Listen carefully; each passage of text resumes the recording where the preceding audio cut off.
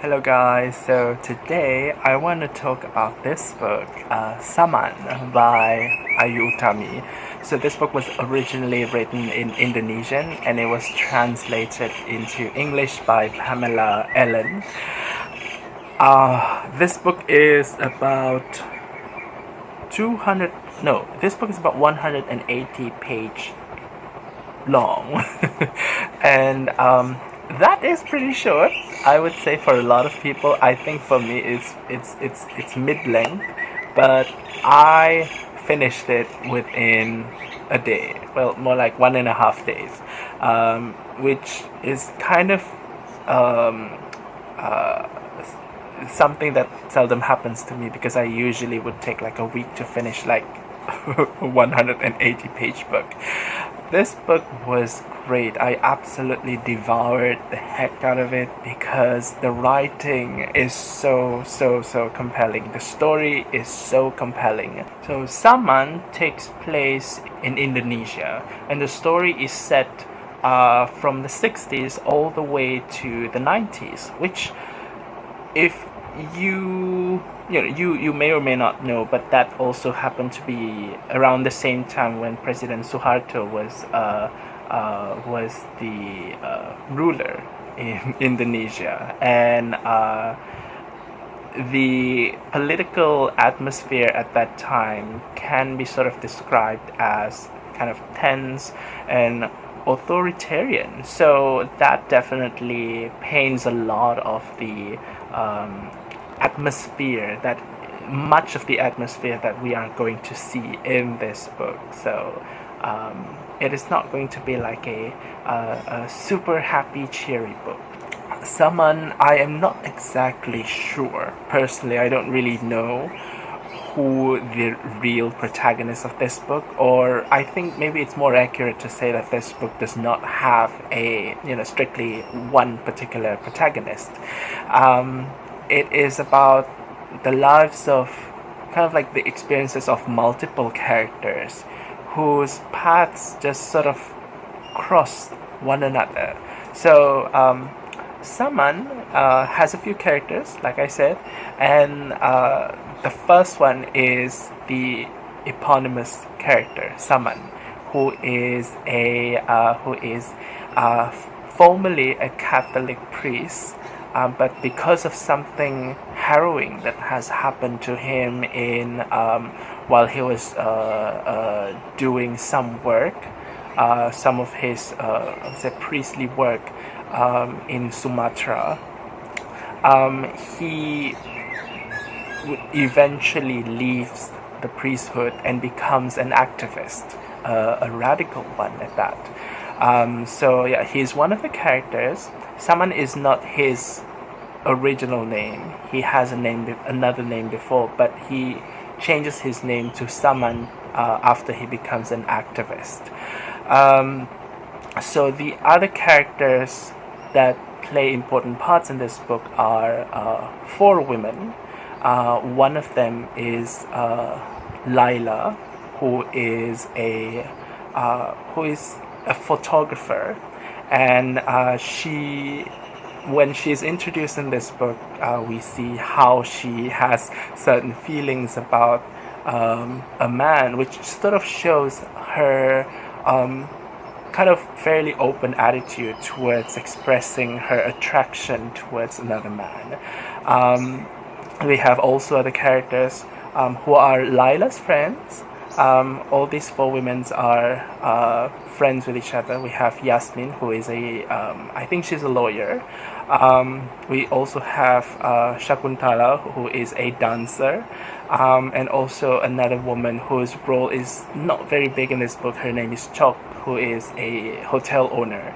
And all of these women, they have fairly open and liberal attitudes towards their own sexuality, which is something that is quite, I would say, somewhat groundbreaking by the time this novel was released. And I think even in this day, particularly in this part of the world, this attitude by women towards their own sexuality is still seen as something that is fairly refreshing. And this book is pretty much about how these characters, these four women and Saman, how their paths sort of cross with each other when something that is fairly urgent, that has something to do with social justice in Indonesia happens. And we sort of follows them in their particular experiences, and in process we are sort of led into their stories on how first of all with Saman, how he sort of discovers his sexuality. In a way, he sort of experiences some kind of sexuality awakening in this book, but also kind of like a journey on how the other women just sort of explores themselves and also their relationship with Saman, and also other men in this book, and also with each other basically. This is not exactly a plot-driven book.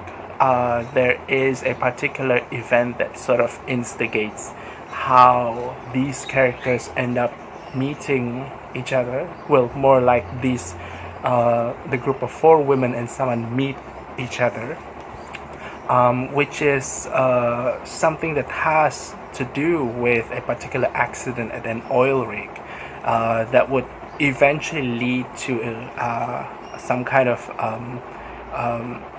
inquest on the exploitation of poor laborers. So there's a lot of social justice themes going on in this book.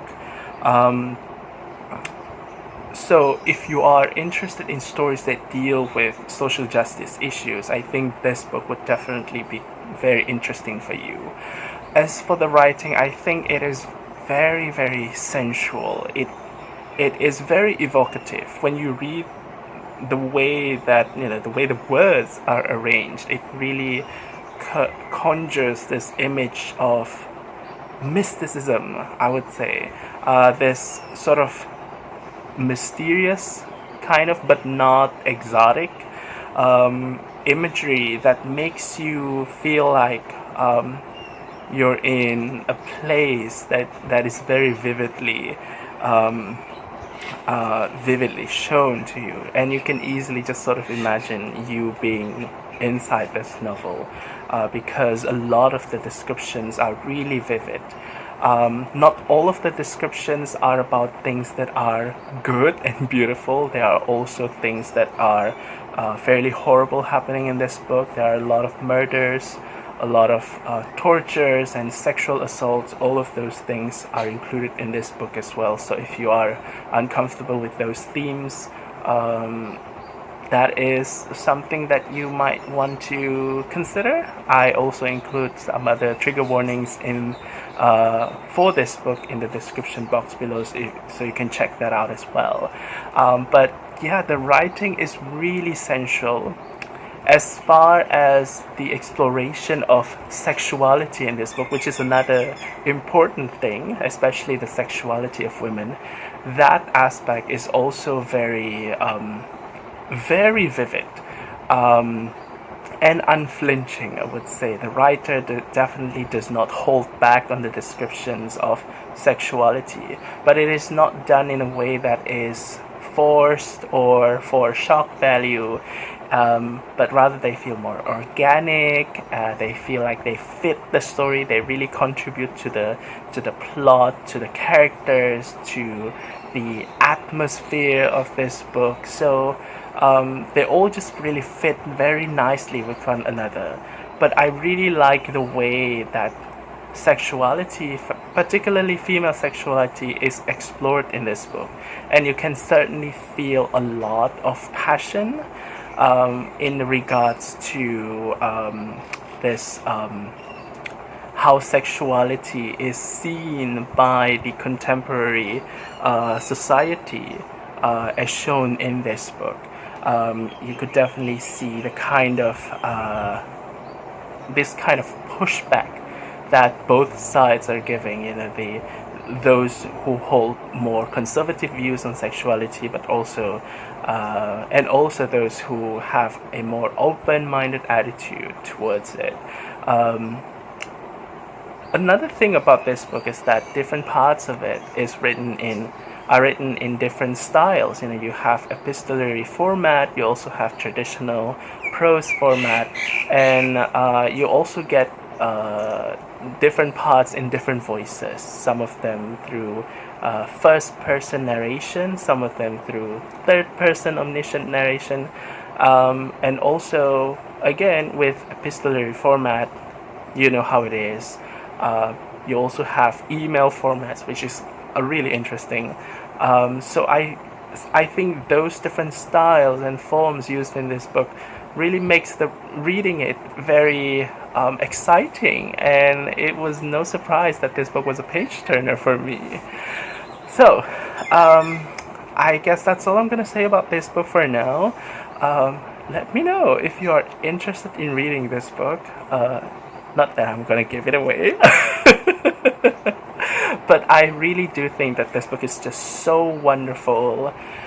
It is so awesome. I read it very quickly, but it's just, I don't know, it's just so good. And I really want to recommend this to everyone out there. Yeah, this book should be more famous, I think. Anyway, that's all for now. I'll see you again in a different one. So until then, take care. Thanks for watching, and bye.